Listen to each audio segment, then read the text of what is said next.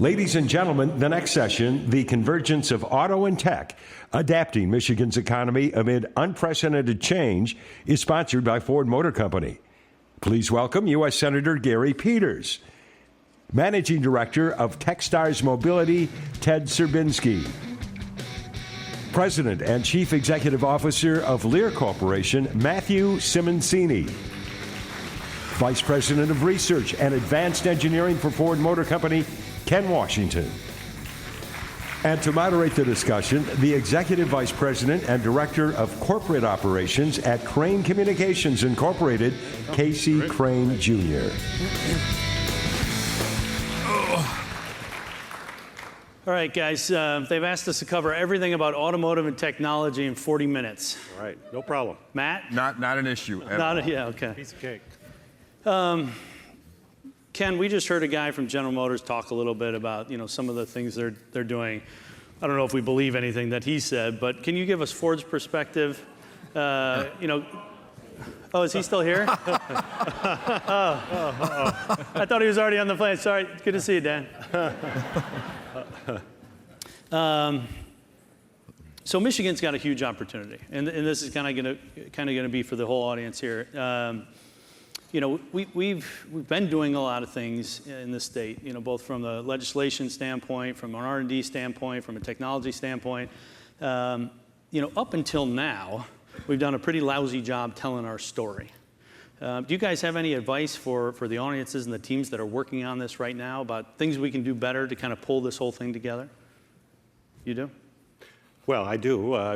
We were just at a press conference on some branding for Michigan and Planet, which I think is important. It is about branding. It's about understanding what's happening here in Michigan, that this is really a very high-tech state. I'll tell you, one of my frustrations in Washington is that when you talk about Michigan, folks tend to view Michigan as a place with factories and smokestacks and an industrial state, which is all good. We like it. We want more of it. But we're a lot more than that, too. We're also very high tech, and what we're seeing in autonomous vehicles, the technology and the leadership from our universities is phenomenal. And I think as this technology then starts being put on the road and people see the incredible things that are happening, and that will change that perception.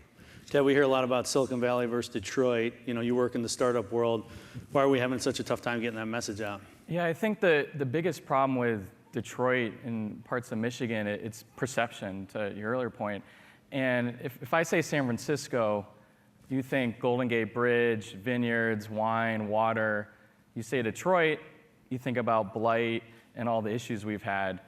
But there's so much amazing stuff going on here, and I think that's the fundamental issue, is just that perception. Yeah. Anyone that comes to Detroit or comes to Michigan, they're like, whoa, what is going on here? This is amazing. Like, how can I be part of this? And how do we get that message out, I think, is the biggest thing. And it's, to your question, is it Silicon Valley, is it Detroit? I don't think it's an either or. It's a 1 + 1 is 3. There's bridges being built, Google opening an office here, Ford opening an office there, and vice versa. I think we're starting to see a lot more synergies, and that is really trying to change the perception of this region. Matt, you're doing a ton of R&D, obviously, here in the state of Michigan. Right. We talked a little bit earlier, an acquisition out in California. Right. How are those two playing together, and what's the plan for your company as you go forward?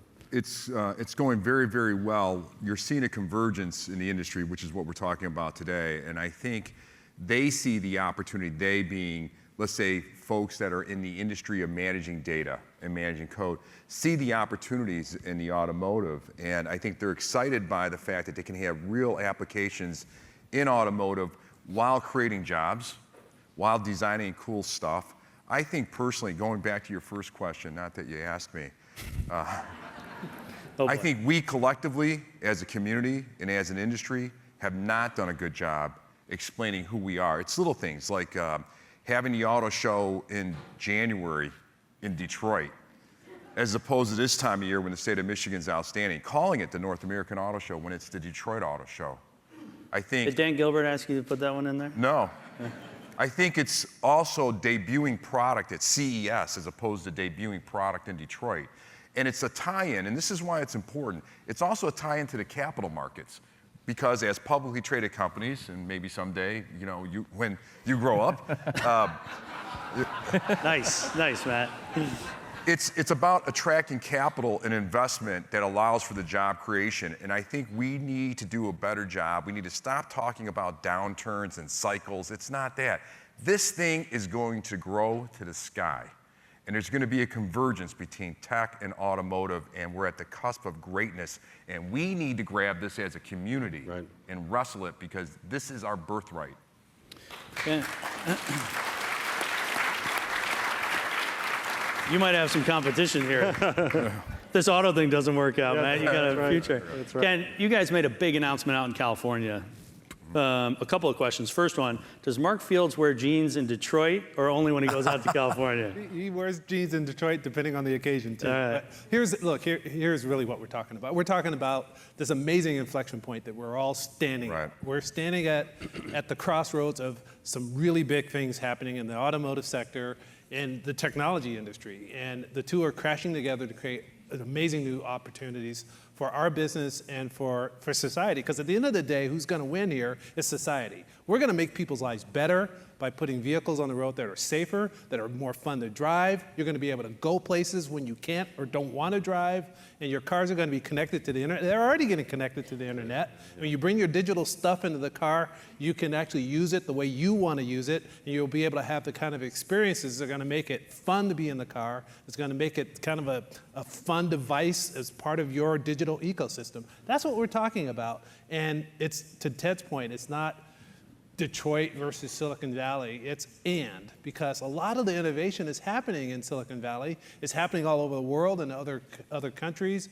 And what we need to do here in Michigan is to tap into those other ecosystems and bring them here where we're doing the integration and where we're doing the innovation and where we're building the vehicles that people want and will love to buy and drive and own. Ken, while we have you, real quickly for the audience, level set on autonomous vehicles. People throw that word around all the time. Yeah. There's already parts of the cars that are autonomous.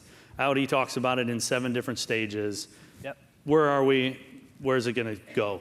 So that term is tossed around a lot. You're absolutely right. And we really do need to be careful about what we really mean when we say autonomous vehicles. There's autonomous vehicles you can buy today that has levels of autonomy, and those are called autonomous levels that are called driver assist technologies. And it does just that. It assists the driver. And there are levels 0, which is just warnings, level 1 that helps you either steer or accelerate, but not both. And then level 2, these are definitions that are provided by the Society of Automotive Engineers. And we really like those because it's a sense of a standard. And at level 2, it can help you both laterally and longitudinally in both directions. But still the driver is being assisted. Right. And so those are levels of autonomy where you need to be in the loop and you're still responsible for the navigation of the vehicle. At levels 3 and 4, you've got more full autonomy in defined conditions. What level are we playing chess in the back? We're kind of playing right now in the level 2 through 4, depending on who you are and where you're at.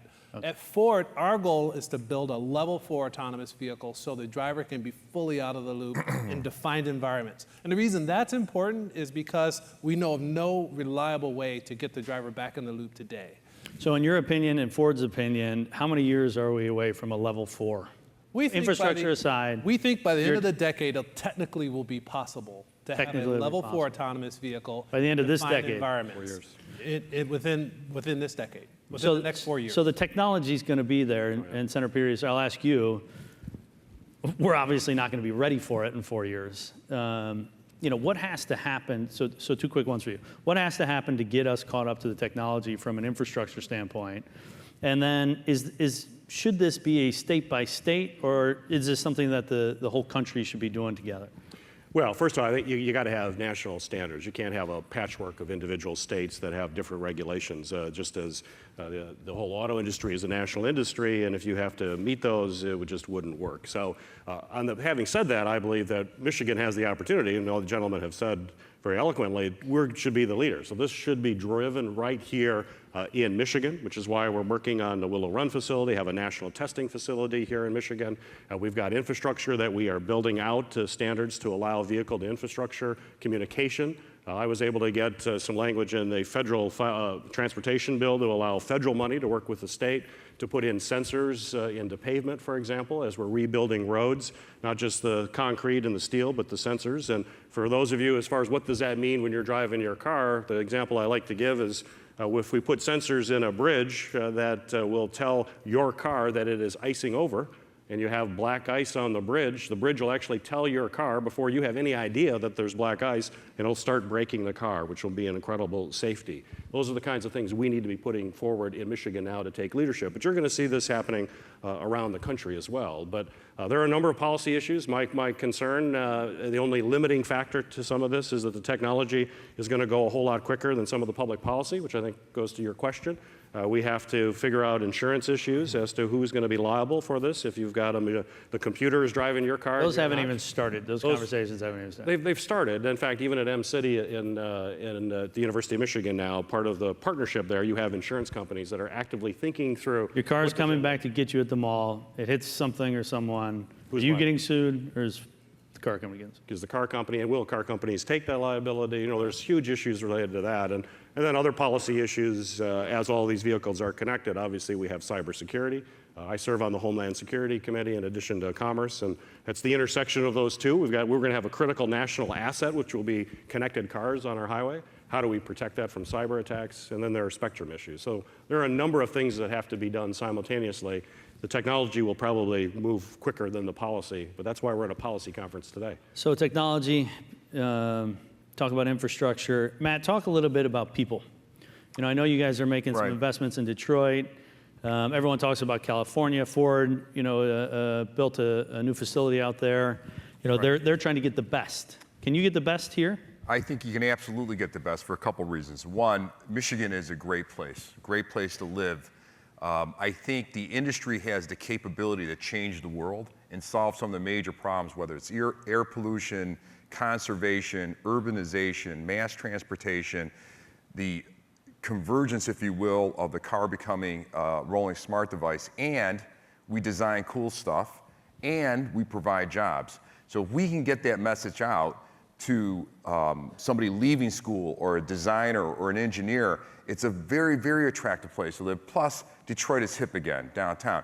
The hurdle's going to be, quite frankly, we need to fix the schools.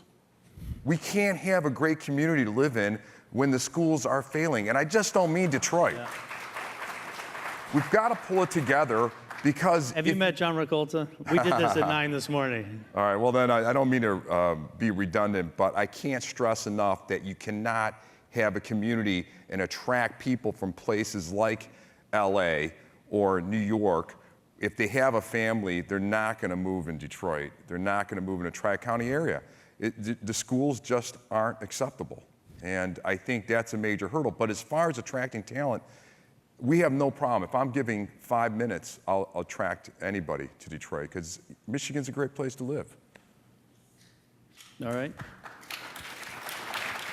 I wasn't waiting for an applause, but it worked well for you. Ted, you know, he just mentioned Detroit's a hip place. You work with the hippest companies and, you know, some of the best and brightest.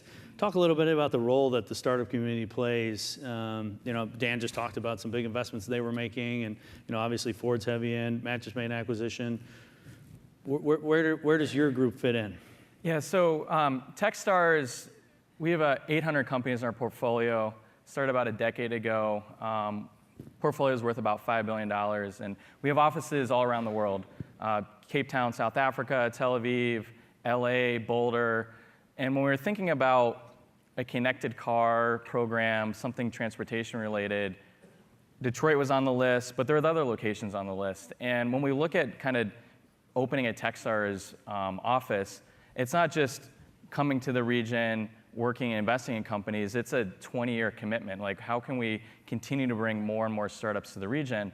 And when you look at the Detroit metro region, amazing universities, amazing airport, all this incredible talent, automotive industry, manufacturing industry, Eastern time zone, this kind of like perfect storm of like all these great components, this huge wealth in the population, but 5-6 years ago, very little startups. And the automotive industry, 100 years ago, they were all startup companies. And now they've grown up, they're public, we're still private and tiny. But you have to start somewhere. You have to have the right ingredients to kind of plant those seeds. Those companies grow up and kind of go from there. And with our program, when we launched it about 14 months ago, we saw 350 companies apply that wanted to come to Detroit. Like blew us away. 42 countries. This year, we saw over 500 applications from 53 countries, and only 19 of those were from Michigan. And now that might be, is that a good thing or a bad thing? I actually think that's a great thing. There is more demand that wants to be in this area than we even know what to do with. And we're going to be announcing our 12 companies next week. None of them are from Michigan. One of them's from Chile, 2 from Waterloo, and the rest are from across the United States. And these are companies and startups that want to come here and build their companies. And last year, 3 out of our 10 ended up relocating to Detroit permanently. And those companies have gone on to raise money, build their businesses, and they want to be part of this ecosystem. And I think we're kind of at that bottom layer. If you bring in more innovation, those companies start to grow up. Maybe they become part of one of these guys, and you get this entire ecosystem moving.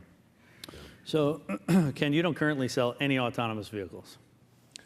We currently sell cars that have driver assist technology. And you sell Oh, very level few 4. electric vehicles at this point, right? We're selling a ton of combustion engines still. So how difficult is it for Ford to focus on creating efficiency in what you're doing, selling more cars than you've ever sold, and also creating enough capital to be able to invest and do enough R&D to stay competitive with the companies that don't have to worry about selling combustion engines? Well, first of all, we're absolutely all in the future of the smart mobility economy because it's a good business decision for us to be all in. If you look at all the different ways you can be mobile and you add it all up, excluding air travel, it's a $5.4 trillion market. And so it makes a lot of sense for us to develop new ways to enable people to be mobile. So for us, smart mobility is about not only making lives better, it's about building shareholder value. So it's a good business for us to be in. So we're making serious investments in connected car technology, building our autonomous vehicles. We've tripled the size of our autonomous vehicle fleet. We're tripling that this year. We're tripling our investment in driver assist technology development this From what to what? Well, we don't talk absolute numbers. We won't but tell anybody. We're tripling our, I'll tell you the fleet size. Our autonomous test fleet now is 10 vehicles, and we're going to have 30 on the road before the end of the year. And to our knowledge, that's going to be the largest fleet of level 4 autonomous test vehicles. You know, and those of cars, any other those automotive. cars are all going to have Lear seats. All 20 of them? But look, They're going to face backwards. But here's the point. Here's the point. Or swivel anyway. Look, here's the point. That it makes a lot of sense for us to take the profitability of our current core business and invest it into our emerging business. And so for us, it's about having a foot in today and a foot in tomorrow. And we're really thinking about it that way because we're going to continue to build great vehicles that our customers love, but we're absolutely all in with respect to future mobility and autonomous vehicles and connected car. So last week, Toyota made a big investment in Uber. And we've seen GM's investment. Ford obviously has their own platform. How do you feel about it? I mean, you see this blow up in a lot of cities. In Houston, they had a big issue between the taxis and Uber. Toronto, I mean, they've just crushed the taxi industry. Can you give us some perspective as this thing grows? Are there any issues or any struggles that you see on the horizon with ride sharing? Well, obviously there's issue with those local governments as a source of revenue, and you've got to be thinking about folks who are in the taxi business who have put substantial investments into their ability to have a cab. So those are small business owners that have those investments that's going to be jeopardized. So that is very disruptive. But on the other hand, I can't see getting in the way of what's going to be transformative technology. We heard the previous speaker from General Motors talk about what that's going to mean in terms of General Motors. Will be the same for Ford, I'm sure, for Toyota as well. We're going to be in a sharing economy where folks are going to be wanting to use an asset not just 5% of the time, but and have a substantial investment in that car, but are going to want to just pay whenever they're going from point A to point B. So I think this is going to be a move that's going to be swamping everything that we can think of right now. This is truly disruptive, transformative technology in the nth degree. I say when I think about what's happening and as I watch these incredible companies and what they're doing in terms of automation and autonomous vehicles, this is no question the most disruptive technology that we have seen since the first car came off of the assembly line with Henry Ford. And that's what we're at right now. And so it will change the way people go from point A to point B. It's going to change the way we design roads.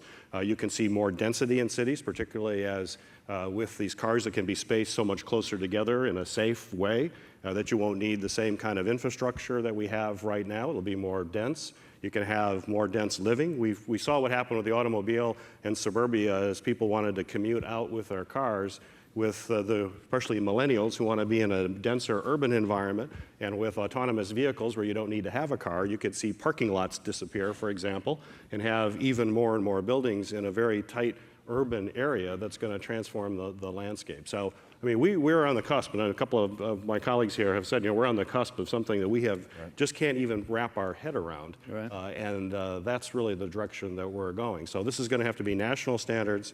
It's going to be disruptive in every town, both rural and urban as well. Ted, do you have ride-sharing platform companies in your portfolio? Yeah, so we were actually the first investors in Uber. Well, So everyone's like, oh, you guys are super smart. How did you pick that one out? So wish it was a little more, huh? yeah, so our strategy is we invest in the best teams. So over time, when a company is formed, the right people can make or break that company. The idea is useless. If you look at the idea of a restaurant, there's 1 million restaurants in the US. Same idea.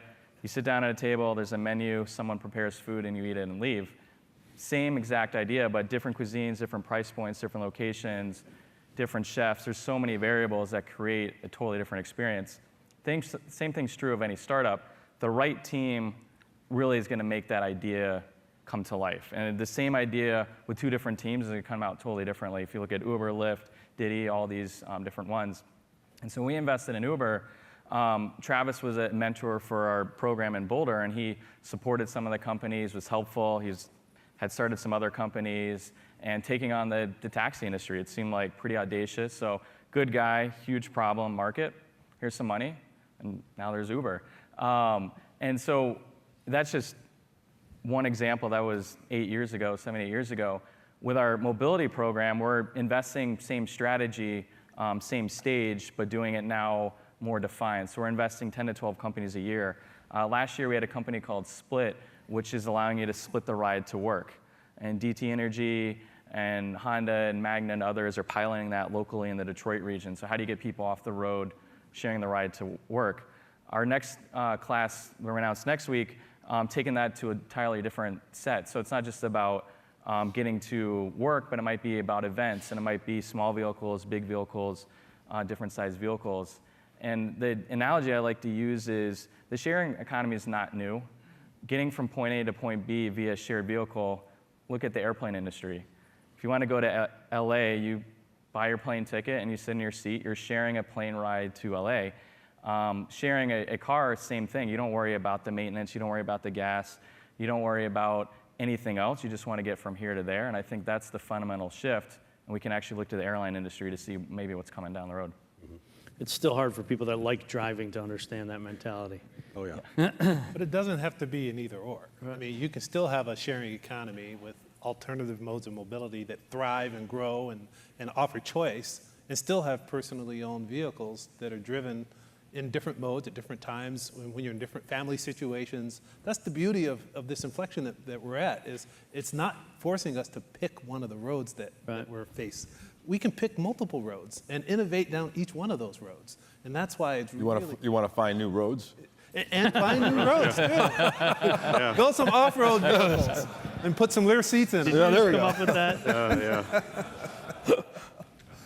But if I say, as far as picking, it's where if you take this further, when we get to fully autonomous vehicles and the safety, we're looking at just the advances. According to NHTSA, the National Highway Traffic Safety Board, in just the next few years, we can eliminate perhaps 80% of all car crashes in the country. And that's a huge deal when you consider 40,000 people die on our highways, or nearly 40,000, 80%. And when you get to autonomous, it could go to maybe 0 crashes with these features. So back to the question about how the insurance industry is going to handle this, if you have autonomous cars that are able to drive with that kind of safety at 100%, that means the most dangerous car on the road is the one that has the human behind it.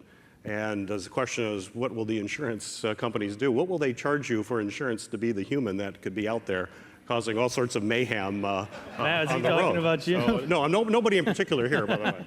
But that's, those are things to be thinking about for the future. Matt, talk a little bit about technology and the role it's played with your business. Have you guys done anything outside of your core, not necessarily to hedge, but just because you see the way things are going? Yeah, there's a lot of development that's going on that's behind the scenes. I mean, and we're as guilty as anybody else of not explaining exactly what we've been doing on the cutting edge. For instance, I don't think it's very well known that we're one of the leaders in electric vehicle and hybrid technology and battery charging technologies, and we've been doing that for several years with virtually every automaker at some level.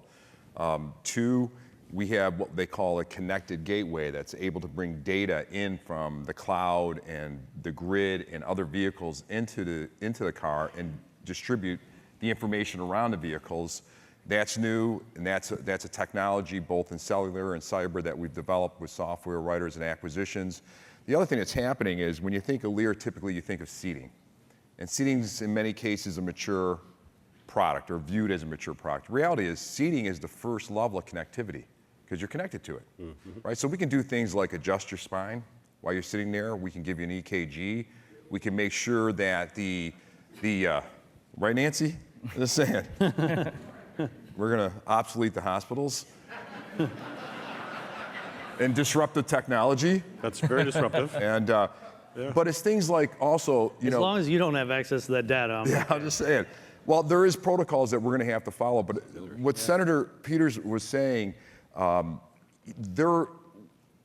cars today are safer than ever, but we have the technology today, Casey, to anticipate an accident and adjust your airbag deployment, your safety restraint, and your track system to absorb energy. So it's safer. So to me, there's all kind of technologies that we're doing, and this opportunity is humongous. It's humongous. And when all of you go to the dealers, make sure you ask for a Lear seat. We call it Into Seating by Lear Corporation.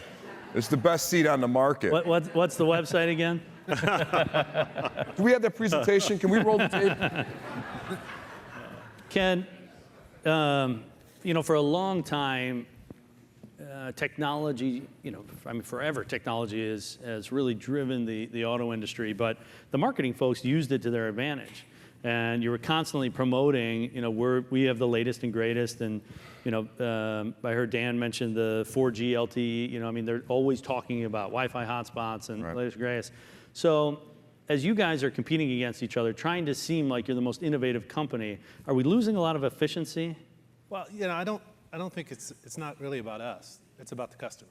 And Yeah. so for us, it's important for us to reimagine our relationship with our customers because the technology is so rich in the vehicles and the technology that we have outside of our vehicles that we bring into the vehicles, it can be so complex that you sometimes will find it difficult to have a good experience. You're surrounded by lots of technology, capabilities to do voice recognition, different buttons in the vehicle, driver assist technologies that are not always intuitive to use, and then you bring in your device and you want to connect that to your infotainment system, and what voice command do you use again, and so. Well, and certain generations might want it a certain way, and a certain generation might not. So the point is, we really are reimagining how we're going to relate to our customers and have a different kind of relationship with them, so that we understand what. But do they care if it's you and General Motors working on it together?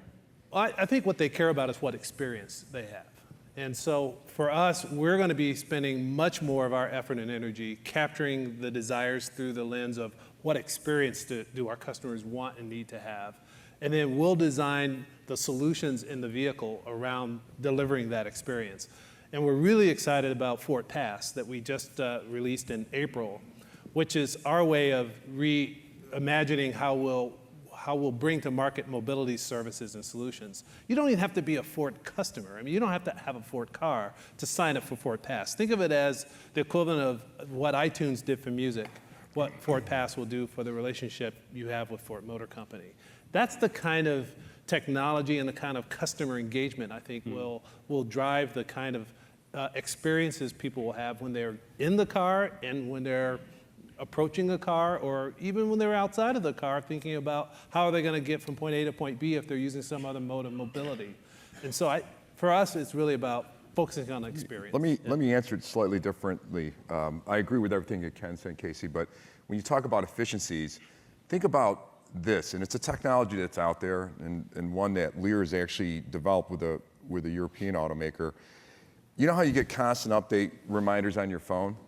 But to update your car software, which you know has to be reflashed constantly, we have to take it to the dealer, right? It's costly to the car companies, it's an annoyance factor for the consumer. We actually can do that over the air, update your software, put it in your garage overnight, you come back, the operating system's updated. To me, that's an efficiency gain.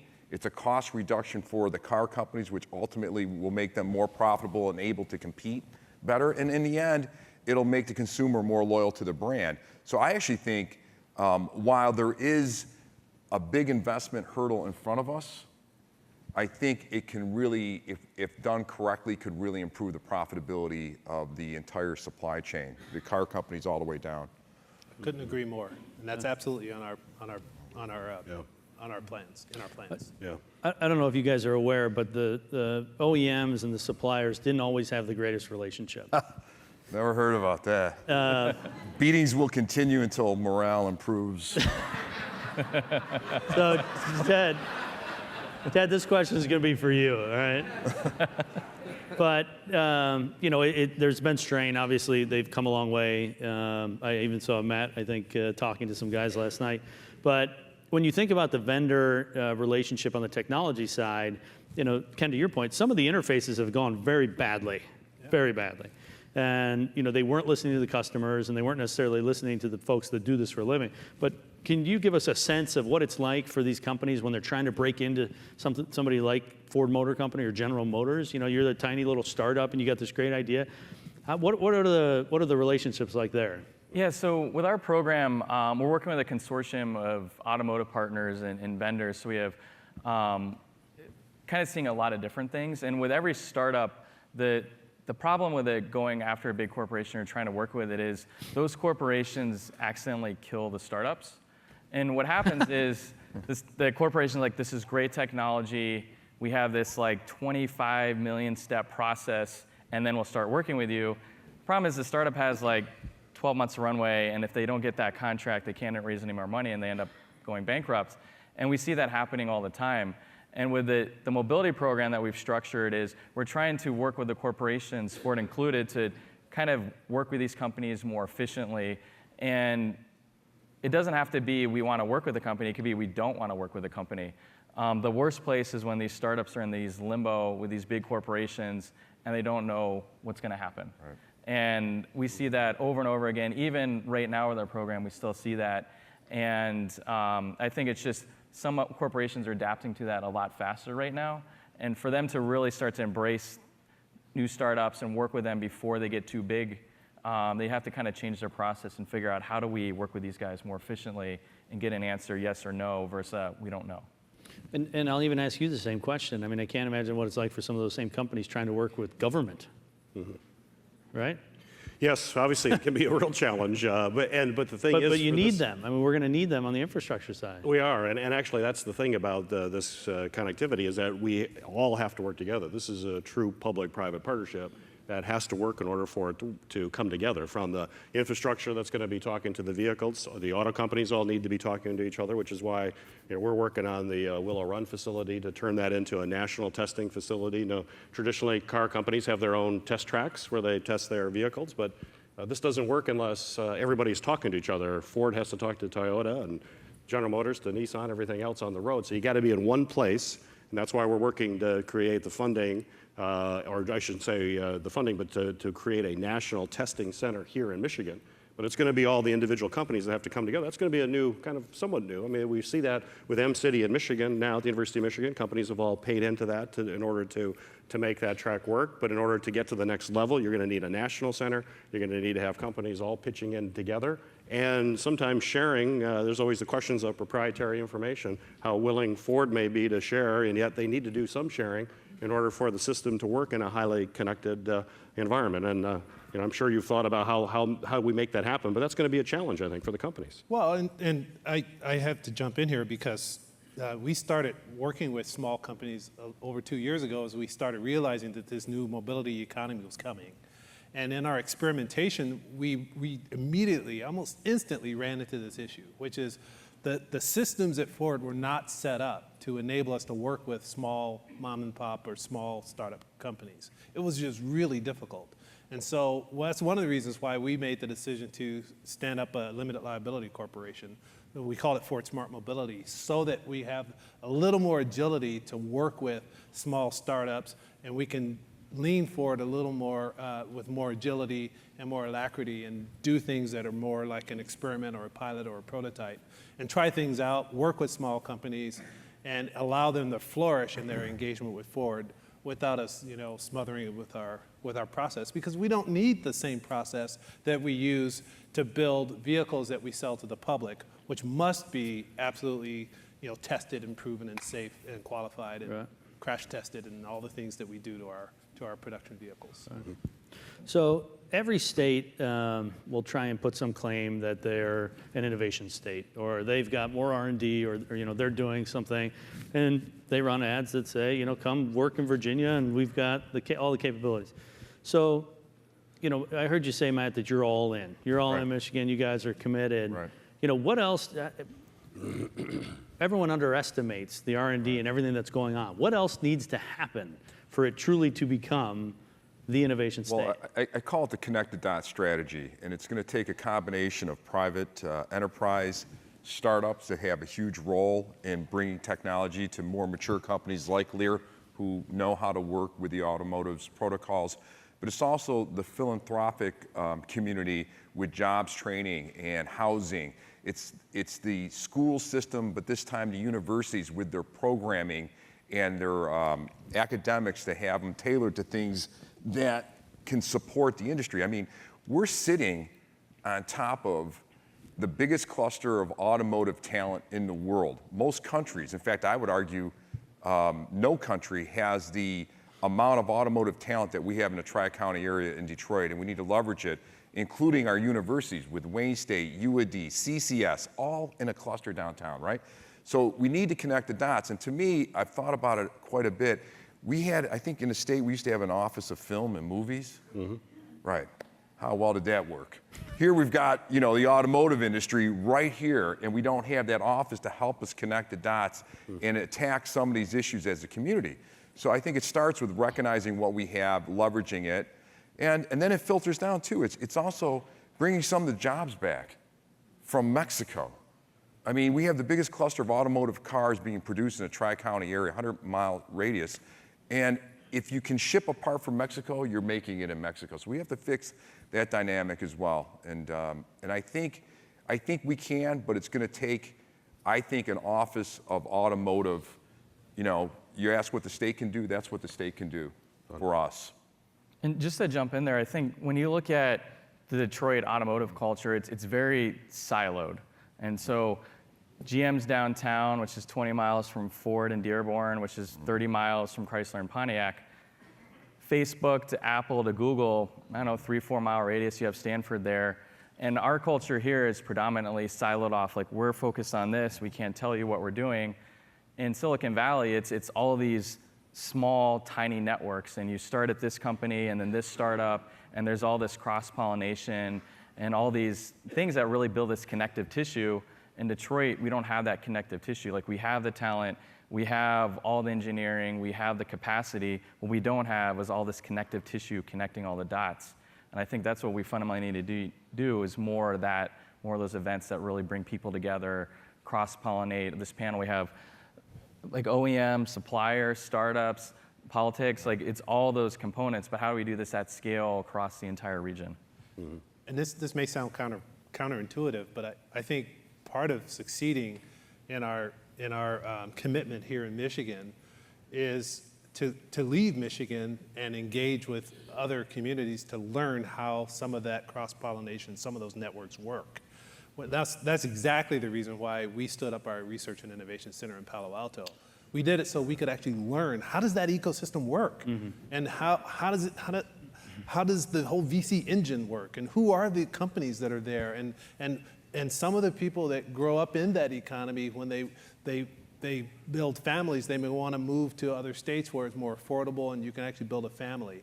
And so we're finding that it's creating a pipeline of talent back in Michigan. And did that also- influence your new campus as well? And it absolutely did. And we actually learned some of the do's and don'ts of how to configure our new campus to stimulate the right kind of innovation and the right kind of work environment by having a facility in Palo Alto where it was very natural to build it that way. And we learned from some of the other companies. So I think just kind of getting out of the automotive silo, to Ted's point, and learning how to innovate in the broader ecosystem of the innovation engine in the world, and bringing some of those concepts to Michigan, where we've got the amazing assets to bring it to life and make it a success.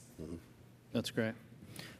This clock is terrifying. So I just want to say thanks to our panel. You guys did a great job. Thanks. Nice Ladies job, and gentlemen, round of applause for our panel. Thanks, guys. Nice job, Pat. Good job.